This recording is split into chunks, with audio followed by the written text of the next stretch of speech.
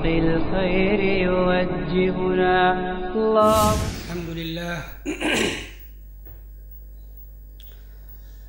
الحمد لله وكفى والصلاة والسلام على عباده الذين اصطفى أما بعد. قال الله تبارك وتعالى: هو الذي خلق لكم ما في الأرض جميعا. وقال تعالى في مقام آخر: قل من حرم زينة الله التي أخرج لعباده والطيبات من الرزق. صدق اللہ العظیم. قابل صد احترام معزز سامعین کرام، اس وقت میرے ذمہ جو پریزنٹیشن آپ حضرات کے سامنے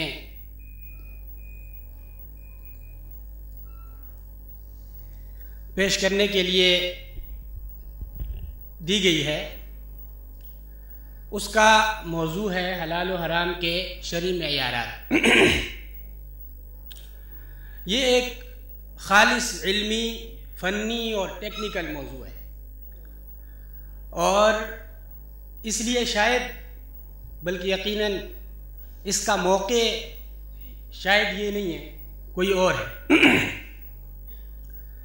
لیکن پھر بھی اس مجلس میں حلال و حرام کے شرعی معیارات کے علمی موضوع پر گفتگو کرنے کا ایک خاص مقصد ہے، اور وہ مقصد یہ ہے کہ اس وقت ہماری مارکیٹ میں جو اویلیبل پروڈکٹس ہیں یا نت نئے آنے والے انگریڈینٹس ہیں، ان کی صورتحال اتنی پیچیدہ ہے کہ اس پیچیدہ صورتحال سے نمٹنا کسی ایک طبقے کا کام نہیں ہے، بلکہ وہ ایک جوائنٹ وینچر ہے جس میں شریعہ کے لوگوں کی بھی ضرورت ہے، اور food scientist, chemist, food manufacturers اور ڈسٹریبیوٹرز، غرضے کہ فوڈ سے ریلیٹڈ ہر فیلڈ کے لوگوں کی اس میں ضرورت ہے، اور سب کے مل جل کر کرنے سے ہی اس صورتحال سے نمٹا جا سکتا ہے. لیکن عموماً ہوتا یہ ہے کہ کنسیپٹ کلیئر نہیں ہوتا، جس کی وجہ سے انفرادی طور پر عمل کرنے میں بھی مشکلات پیدا ہوتی ہیں، اور اجتماعی طور پر اگر کوئی سٹینڈرڈز بنتے ہیں یا معیارات مرتب کیے جاتے ہیں تو اس میں ایسی چیزیں لے آئی جاتی ہیں کہ جس کی وجہ سے مشکلات پیدا ہوتی ہیں اور مایوسیاں پھیلتی ہیں. اس لیے اس کی ضرورت ہے کہ حلال و حرام کے حوالے سے شریعت کا جو کنسیپٹ ہے اس کو کلیئر کیا جائے. تو اس مقصد کے لیے یہ حلال و حرام کے معیارات کے حوالے سے پریزنٹیشن اس مجلس میں پیش کی جا رہی ہے. اور ایک وضاحت میں شروع کرنے سے پہلے اور بھی کر دوں کہ اس پریزنٹیشن کا مقصد کسی متعین چیز کے بارے میں کوئی فیصلہ کرنا کہ یہ حلال ہے یا حرام ہے، یہ مقصد نہیں ہے، بلکہ just to clear the concept ہم وہ بنیادیں ڈسکس کریں گے کہ جن کی روشنی میں علماء کرام کسی چیز کے حلال یا حرام ہونے کا فیصلہ کرتے ہیں. تو اس لیے یہ بات ذہن میں رکھیے، اگر مثال کے طور پہ بھی کوئی بات آ جائے تو اس کو کوئی فیصلہ نہ سمجھیے، کوئی حکم نہ سمجھیے. حلال و حرام کے معیارات پر جب بھی گفتگو ہو تو اس کی بنیاد یہاں سے ہوتی ہے کہ اس کائنات میں جتنی چیزیں موجود ہیں یہ حلال ہیں یا یہ حرام ہیں. اصل حکم ان کے اندر کیا ہے؟ مطلب یہ ہے کہ کچھ چیزیں حلال بھی ہوتی ہیں، کچھ حرام بھی ہوتی ہیں. تو جو حرام ہوتی ہیں کہ ہم کیا سمجھیں کہ یہ پہلا حکم ان میں حرام ہونے کا تھا، بعد میں شریعت کے بتانے سے یہ حلال ہو گیا، یا پہلا حکم اس کے اندر حرام ہونے کا تھا، حلال ہونے کا تھا، اور شریعت نے آ کے ہمیں بتایا کہ فلاں چیز حلال ہے تو وہ حلال ہوگی. ہر چیز کے اندر پہلا حکم کیا ہے؟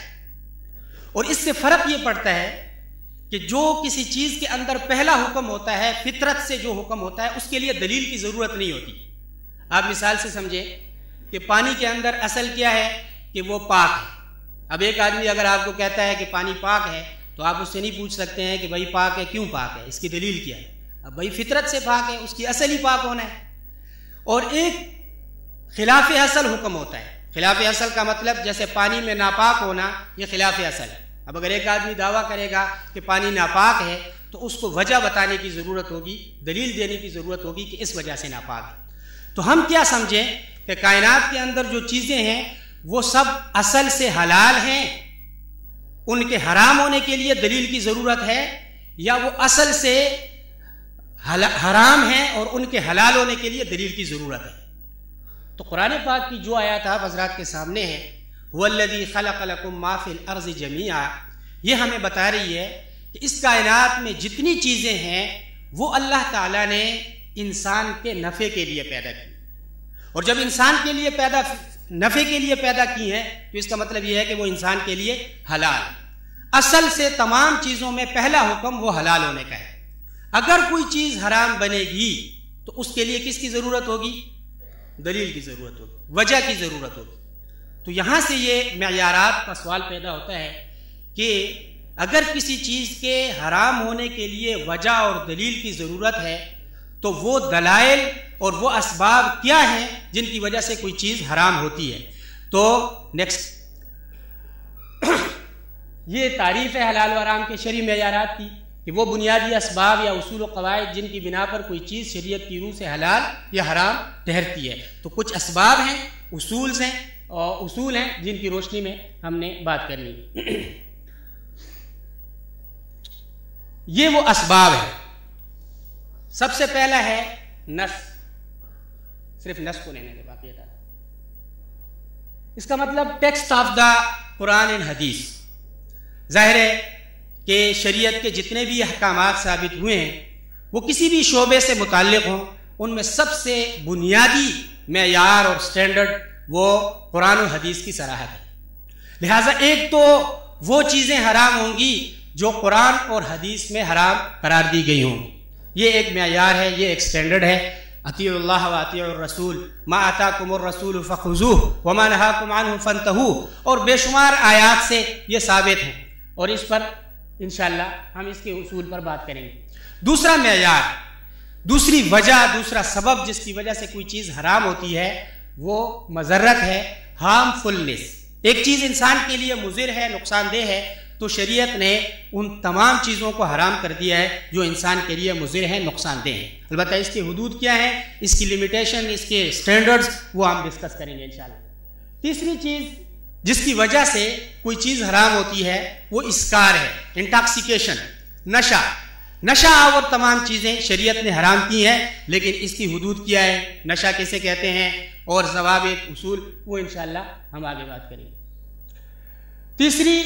چوتھا سبب خباثت، فیلتینس، مستقذر ہونا. مستقذر ہونے سے مراد یہ ہے کہ وہ چیزیں جن سے انسان فطری اور طبعی طور پر گھن محسوس کرتا ہے. یہ اسلام کی حقانیت کی ایک دلیل ہے کہ اسلام انسانی فطرت کو دباتا نہیں ہے بلکہ اپنے احکامات کی تشریح میں باقاعدہ ان کا خیال رکھتا ہے. تو انسان اپنی فطرت اور طبیعت کے لحاظ سے جن چیزوں سے گھن محسوس کرتا ہے، اسلام انسان کی فطرت کا خیال کرتے ہوئے اسلام بھی ان کو حرام قرار دیتا ہے. تو یہ ایک مستقل معیار ہے. قرآن پاک میں اس کا ذکر ہے کہ یحرم علیہم الخبائث، کہ جو خبیث چیزیں ہیں وہ اللہ تعالیٰ نے بندوں پہ حرام کی ہیں. انشاءاللہ اس کے اصول وغیرہ کا ذکر آئے گا. تو یہ بیسک اسباب ہیں، ریزنز ہیں جن کی وجہ سے. سب سے پہلا ہے نص. نص کی تعریف، قرآن و حدیث کی صراحت. تعریف بالکل واضح ہے، ٹیکسٹ آف دا ہولی قرآن. یہ نص کی تعریف ہے. نص کے ذریعے سے جو چیزیں حرام کی گئی ہیں وہ دو قسم کی ہیں. کچھ تو وہ ہیں جو قطعی محرمات ہیں، یقینی دلیل سے ثابت ہے کہ یہ حرام ہے. کچھ چیزیں ایسی ہیں جو ظنی محرمات ہیں، جیسے گندگی کھانے والے جانور کے بارے میں حدیث میں آتا ہے کہ اس سے آپ صلی اللہ علیہ وسلم نے منع فرمایا. جو اس سے مقصد یہ ہے پیش کرنے سے کہ اس سے ایک اصول ہمیں سمجھ میں آتا ہے کہ شریعت نے جن چیزوں کو منع بھی کیا ہے ان کو ایک درجے پہ نہیں رکھا، اس کے مختلف درجے مقرر کیے ہیں. کچھ حرام ہیں، کچھ مکروہ ہیں، مکروہ تحریمی، کچھ مکروہ تنزیہی. تو ہم حضرات عموماً ہمارا طرز عمل یہ ہوتا ہے کہ یا حرام یا حلال، اور شریعت نے جو درجات مقرر کیے ہیں اس کا خیال نہیں رکھتے ہیں. تو نص سے ثابت ہونے والے محرمات ہوں یا دوسرے معیارات کی بنا پر ثابت شدہ محرمات ہوں، ان میں اس چیز کی بہت ضرورت ہے کہ اس کے درجے کا خیال رکھا جائے، ہر چیز کو اپنے درجے پہ رکھا جائے۔ یہ قطعی محرمات کی چند مثالیں ہیں جو قطعی اور یقینی دلیل سے ثابت ہیں۔ قرآن پاک کی سورہ مائدہ آیت نمبر 3 میں حرام کی ہوئی 10 چیزیں یہ وہ ہیں۔ آگے چلیں۔ ظنی محرمات کی چند مثالیں ہیں: گندگی کھانے والا جانور، حلال جانور کے 7 اعضاء، نر کی شرمگاہ، مادہ کی شرمگاہ، پتا، غدود وغیرہ، یہ ظنی طور پر حدیث سے ثابت ہیں۔ تو یہ ایک وہ محرمات ہیں جو ظنی محرمات ہیں۔ جی، نص میں جو تحریم کی گئی ہے اس کی 2 صورتیں ہوتی ہیں۔ بسا اوقات اسپیسیفک چیز کے بارے میں آ جاتا ہے کہ یہ چیز حرام ہے، جیسے مثلا خنزیر کے بارے میں آیا کہ خنزیر حرام ہے، تو یہ جزئی طور پر تحریم بھی نص کے ذریعے سے ہوئی ہے اور کلی طور پر بھی ہوئی ہے۔ مثلا شریعت نے ایک اصول دے دیا، ایک ضابطہ دے دیا کہ اس ضابطے کی روشنی میں جو جو چیزیں آتی ہیں وہ حرام ہے۔ مثلا فرمایا درندے سب حرام ہے، درندہ جانور حرام ہے۔ ان میں فرق یہ ہوتا ہے کہ جزئی طور پر جس جانور کو متعین طور پہ حرام کر دیا جائے اس میں تو کسی اختلاف کی کوئی گنجائش نہیں ہے، اس کی اسپیسیفیکیشن خود نص نے کر دی ہے، اور لیکن جو کلیہ دیا جاتا ہے تو اس کلیہ کی تطبیق میں اور اس کی اپلیکیشن میں، اپلیمنٹیشن میں علماء کرام کا اختلاف ہو جاتا ہے۔ بعض کہتے ہیں یہ درندہ جانوروں میں آتا ہے، بعض کہتے ہیں نہیں آتا ہے۔ اسی طریقے سے طیبات کو حرام کیا گیا ہے تو بعض چیزوں کے بارے میں علماء میں اختلاف ہوگا تشریح میں کہ یہ چیز طیبات میں آتی ہے یا خبائث میں آتی ہے، تو یہ فرق ہوتا ہے۔ یہی فرق بتانے کے لیے یہ آپ کو بتایا کہ نص کے ذریعے سے 2 طرح کی تحریم ہوتی ہے۔ جی، نص کے معیار سے متعلق باقی تفصیلات آپ پہلی پریزنٹیشن میں ملاحظہ کر چکے ہیں، اس لیے مزید اس کی تفصیل ہم نہیں کریں گے۔ دوسرا معیار مضرت کا ہے، ہارمفلنس۔ یہ اشیاء کی تحلیل و تحریم کا بہت بنیادی معیار ہے، اور اس کے بنیادی معیار ہونے کا اندازہ اسی سے لگایا جا سکتا ہے کہ شریعت نے جتنے احکامات دیے ہیں، خواہ وہ زندگی کے کسی شعبے سے متعلق ہو، ہمارے اصول کے علماء فرماتے ہیں کہ ان کے 5 بنیادی مقاصد ہیں۔ ان احکامات کا مقصد دین کا تحفظ، انسان کی عقل کا تحفظ، انسان کی جان کا تحفظ، انسان کے مال کا تحفظ اور انسان کی نسل کا تحفظ۔ یہ 5 طرح کا تحفظ انسان کو دینے کے لیے یہ سارے احکامات شریعت کے اللہ رب العزت نے اور اسلام نے ہمیں دیے۔ جتنے بھی احکامات ہیں ان کا مقصد ان 5 میں سے کوئی مقصد ضرور ہوگا۔ اس کا دوسرا مطلب یہ بنتا ہے کہ شریعت کا جو بھی حکم ہے وہ انسان کو کسی نہ کسی حوالے سے مضرات اور نقصانات سے بچانے کے لیے دیا گیا ہے، کہ انسان کو دینی حوالے سے کوئی نقصان نہ پہنچے، انسان کی جان کو کوئی نقصان نہ پہنچے، انسان کے مال کو کوئی نقصان نہ پہنچے، انسان کی نسل کو کوئی نقصان نہ پہنچے، انسان کی عقل کو کوئی نقصان نہ پہنچے۔ تو گویا کہ پوری دین کا مقصد انسان کو مضرات اور نقصانات سے بچانا ہے۔ تو اس سے اس مضرت کے معیار کی اساسی اور کلیدی حیثیت کا اندازہ ہوتا ہے۔ اس کے اصول، اس کی اقسام، مضر اشیاء کی اقسام، اس میں قابل غور نکات یہ 3 ہیں۔ مضرت کی تعریف ہے، نقصان دہ اشیاء کی اقسام ہے، مضرت کے معیار حرمت بننے سے متعلق ضوابط ہیں۔ سب سے پہلے مضرت کی تعریف۔ مضرت سے مراد کیا ہے؟ نقصان دہ ہونے سے۔ نیکسٹ، مضرت سے مراد یہ ہے کہ کوئی چیز اپنے خواص و آثار کے اعتبار سے انسان کے لیے کسی بھی حوالے سے غیر معمولی نقصان کا باعث ہو۔ دیکھیے، آپ جو دوائیں استعمال کرتے ہیں اس میں بھی ہر دوا کے سائیڈ ایفیکٹس ہوتے ہیں کہ اس سے نزلہ ہو سکتا ہے، اس سے زکام ہو سکتا ہے، سر درد ہو سکتا ہے۔ اس قسم کی معمولی نقصانات کی وجہ سے کوئی چیز حرام نہیں ہوتی ہے۔ تو یہ جو غیر معمولی کا لفظ ہے یہ ذہن میں رکھنا چاہیے کہ غیر معمولی نقصان کا باعث جو چیزیں ہیں وہ حرام ہوتی ہیں۔ چھوٹا موٹا نقصان اگر کسی نافع چیز کے ساتھ مل جاتا ہے تو آگے اصول آ رہے ہیں اس کے کہ فیصلہ کرنے کا پھر کیا طریقہ ہوتا ہے، لیکن یہ ذہن میں رکھنا چاہیے کہ غیر معمولی نقصان یہاں پر مراد ہے۔ جیسے مثلا اس کی مثالیں مہلک چیز ہے، قتل کرنے والا زہر ہے، انسان کی عقل خراب کرنے والی چیزیں ہیں، چرس، بنگ، افیون وغیرہ یقینی طور پر مضر صحت ہیں، جیسے بلا ضرورت دواؤں کا استعمال ہے، یا ایسے ہی اس کی مثال میں لکھا ہے کہ بے ضرورت سے زیادہ کھانا کھانا جس کا انسان کو نفع بالکل نہ ہو اور نقصان یقینی ہو، تو فقہاء نے اس کو حرام فرمایا۔ تو یقینی اور غیر معمولی نقصان یہ مضرت کی تعریف ہے۔ جی، مضر اشیاء کی 4 قسمیں ہم بنا سکتے ہیں۔ دین کے لیے نقصان دہ ہیں، کچھ عقل کے لیے نقصان دہ ہیں، کچھ انسانی جان کے لیے نقصان دہ ہیں، اور کچھ صحت کے لیے مضر صحت چیزیں ہیں۔ جی، مذرت کے معیار حرمت بننے سے متعلق ضوابط. جی نیکسٹ.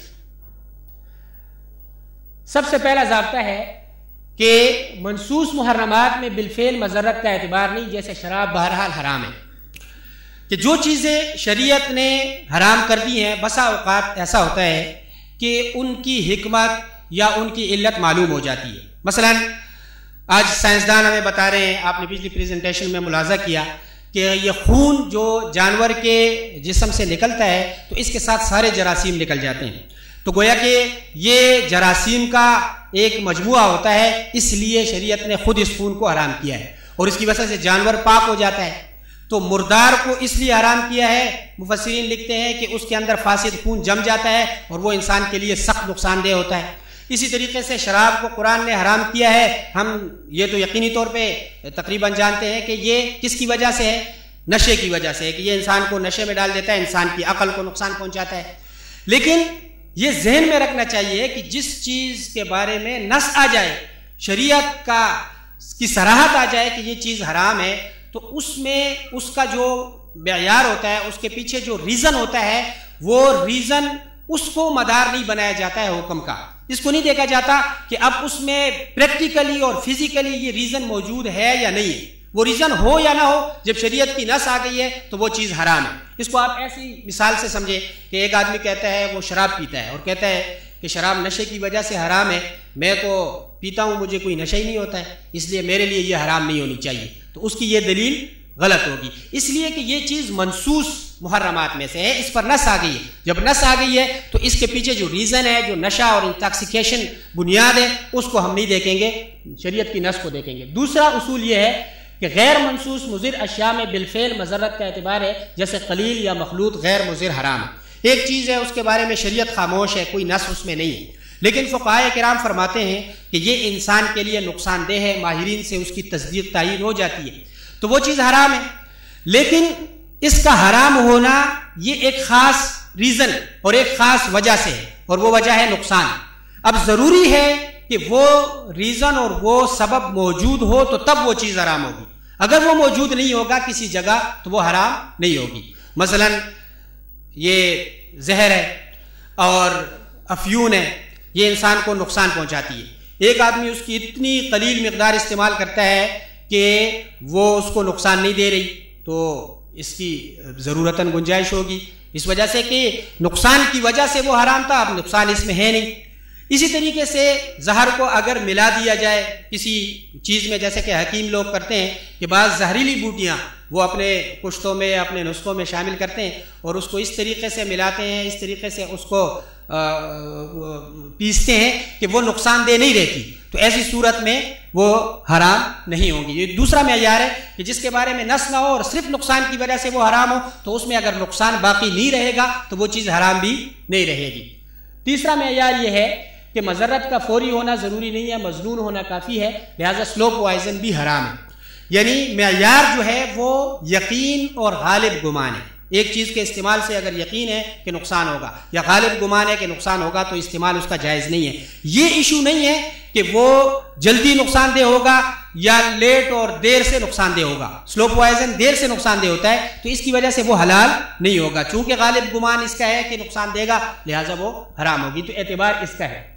چوتھا اور پانچواں ضابطہ یہ ہے کہ بعض اعتبارات سے نقصان دہ اور بعض سے مفید چیزوں میں غالب پہلو کا اعتبار ہے، کیونکہ نفع کا کوئی نہ کوئی پہلو خالص مضر اشیاء میں بھی ہو سکتا ہے. نیز ارشاد ہے وَإِسْمُهُمَا أَكْبَرُ مِن نَفْعِهِمَا. بعض چیزیں ایسی ہوتی ہیں کہ وہ اس میں نقصان کا بھی پہلو ہوتا ہے اور اس میں نفع کا بھی پہلو ہوتا ہے. ان چیزوں میں کیا معیار ہے؟ تو اس کی تین صورتیں ہو سکتی ہیں. ایک صورت یہ ہے کہ اس میں نفع غالب ہے اور نقصان کا پہلو بہت کم ہے، جیسے کہ عام طور پہ جو دوائیں ہم استعمال کرتے ہیں اس پہ سائیڈ ایفیکٹس لکھے ہوئے بھی ہوتے ہیں، لیکن اس کے باوجود ڈاکٹر وہ دے رہا ہوتا ہے، وہ اس لیے نہیں دے رہا ہوتا کہ یہ نقصان آپ کو پہنچائے، آپ کے فائدے کے لیے، صحت کے لیے، شفا کے لیے دیتا ہے. تو وہ اس لیے کہ وہ سائیڈ ایفیکٹس معمولی ہوتے ہیں اور اس کے مقابلے میں جو نفع اس سے مل رہا ہے وہ زیادہ ہے، تو ایسی چیزیں تو حرام نہیں ہوگی، جائز ہے. اور دوسری وہ ہیں کہ جن میں نقصان کا پہلو غالب ہے، تو جن میں نقصان کا پہلو غالب ہے اور نفع کا پہلو مغلوب ہے، تو قرآن پاک اور دیگر شریعت کے مزاج سے اور دیگر جزیات سے ایسا معلوم ہوتا ہے کہ ایسی چیزیں جائز نہیں ہونی چاہیے. دیکھیے شراب کے بارے میں آتا ہے اور جوئے کے بارے میں کہ ان میں بھی نفع ہے. قرآن پاک میں اللہ تعالیٰ نے فرمایا فی منافع للناس کہ اس میں منافع بھی ہیں، لیکن فرمایا کہ وَإِثْمُهُمَا أَكْبَرُ مِن نَفْعِهِمَا کہ ان کا جو نقصان ہے وہ ان کے نفع سے زیادہ ہے، تو اس بنا پہ شریعت نے اس کو حرام کر دیا. تو اعتبار جو ہے وہ غالب کا ہے، غالب طور پر ایک چیز اگر نقصان دہ ہے تو وہ حرام ہوگی. نیکسٹ، بعض اعتبارات سے نقصان دہ اور بعض سے مفید چیزوں کا حکم مختلف لوگوں کے اعتبار سے مختلف بھی ہو سکتا ہے، جیسے سگریٹ، چینی وغیرہ وغیرہ. شہد بھی بعض لوگوں کے لیے نقصان دہ ہو سکتا ہے.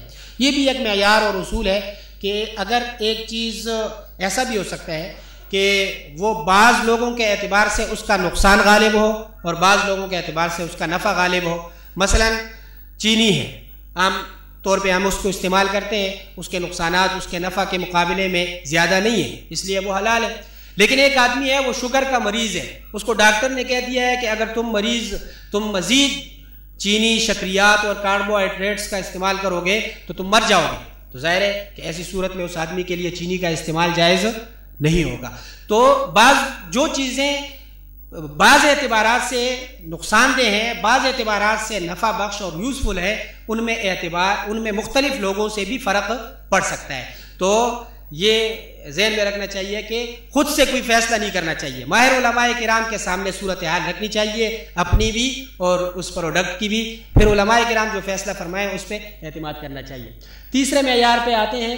تیسرا معیار انٹاکسیکیشن، نشہ ہے. اس میں قابل غور پہلو وہ تین ہیں. سب سے پہلے نشہ اور اشیاء کی تعریف ہے، نشہ اور اشیاء کی قسمیں ہیں، اور نشہ اور اشیاء کی حرمت کے ضوابط ہیں. نشہ اور اشیاء کی تعریف، سب سے پہلے اس کی ڈیفینیشن کے حوالے سے ہم بات کرتے ہیں.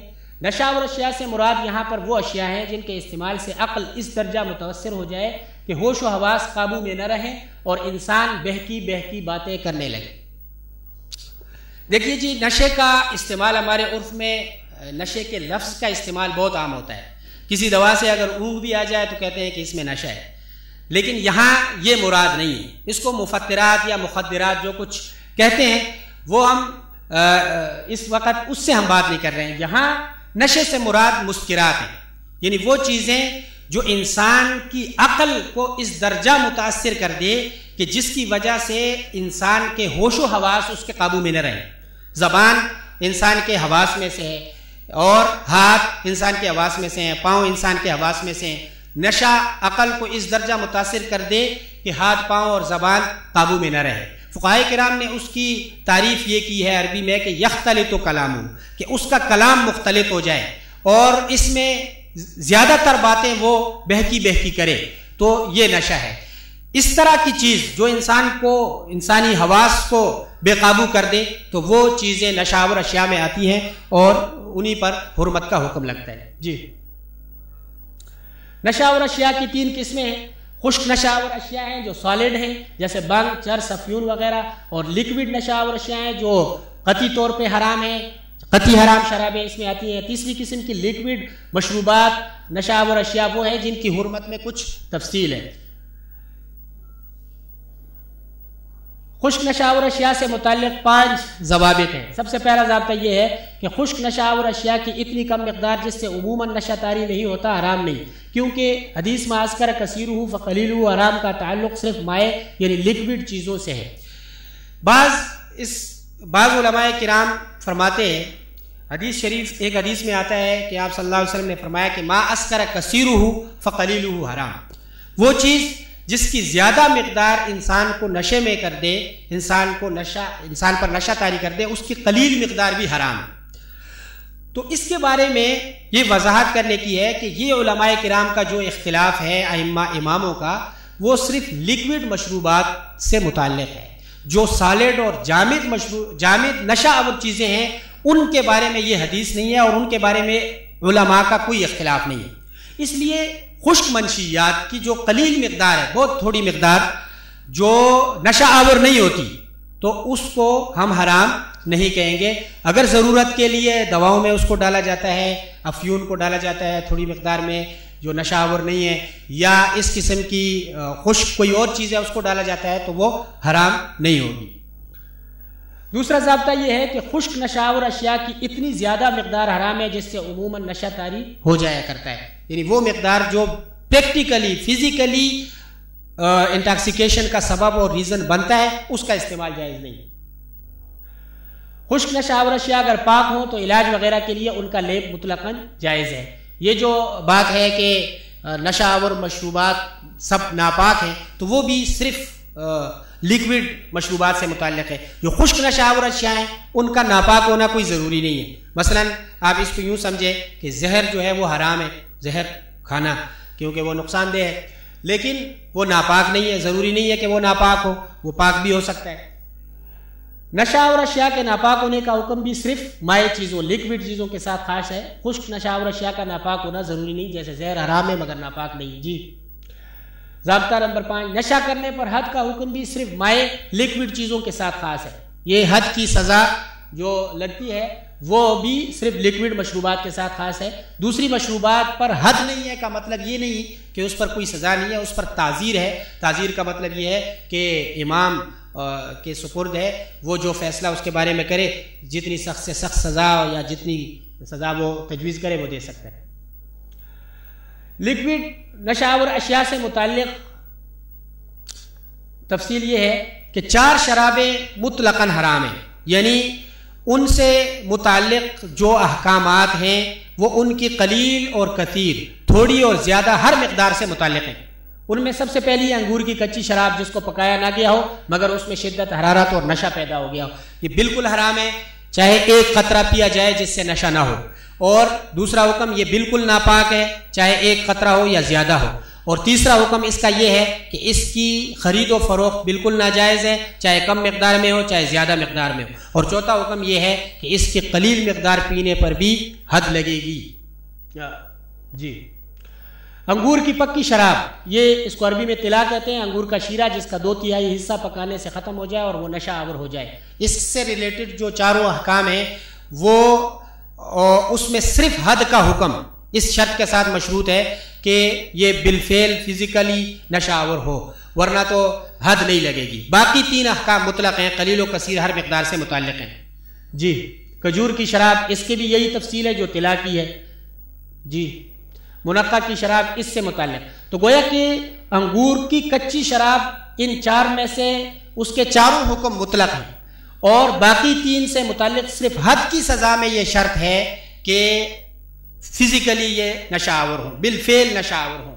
باقی 3 حکم، خرید و فروخت ناجائز ہونا، پینا ناجائز ہونا اور ناپاک ہونا، یہ مطلق ہے، قلیل و کثیر ہر مقدار سے متعلق ہے۔ جی امام محمد اور دیگر مذاہب کے مطابق یہ دیگر نشہ آور شرابیں جن کا سورس ان 3 چیزوں کے علاوہ ہو، انگور، کھجور اور منقع کے علاوہ جن کا سورس ہو جن شرابوں کا، تو ان کے بارے میں اماموں کا اختلاف ہے۔ امام محمد اور دیگر جمہور علماء کی زیادہ تر تعداد یہ فرماتی ہے کہ یہ بھی اسی طرح حرام ہے جس طرح سے شراب حرام ہے۔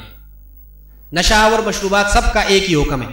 حنفیہ کے ہاں اصل مذہب کے مطابق ان میں کچھ تفصیل ہے۔ جی